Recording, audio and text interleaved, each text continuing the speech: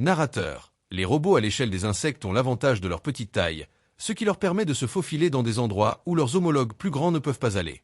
Cependant, les robots rampants minuscules peuvent rencontrer des obstacles au sol qu'ils ne peuvent pas surmonter, et bien que les robots aériens puissent éviter ces dangers, la quantité d'énergie nécessaire pour voler pourrait limiter la distance qu'ils peuvent parcourir avant de devoir se recharger. Proposant une alternative, une équipe de chercheurs du MIT a développé un robot sauteur capable de franchir des obstacles et de sauter sur des surfaces inclinées ou irrégulières, tout en utilisant beaucoup moins d'énergie qu'un robot aérien de taille comparable.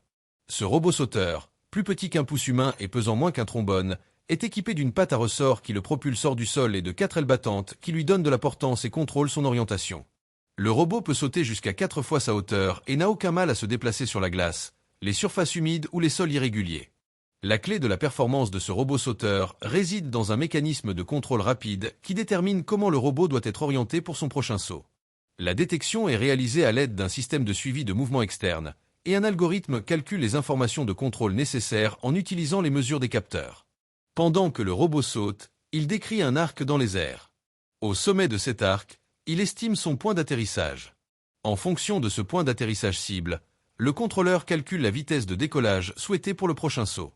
Pendant ce temps, le robot bat des ailes pour ajuster son orientation, s'assurant ainsi qu'il touche le sol au bon angle et sur le bon axe pour se déplacer dans la bonne direction et à la bonne vitesse. Les chercheurs ont testé le robot sauteur et son mécanisme de contrôle sur une variété de surfaces. Il a réussi à traverser toutes ces surfaces, y compris une surface qui s'inclinait dynamiquement.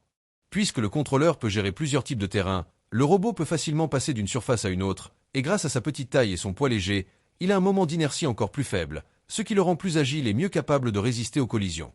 À l'avenir, les chercheurs prévoient d'installer des batteries, des capteurs et d'autres circuits directement sur le robot dans l'espoir de lui permettre de sauter de manière autonome en dehors du laboratoire.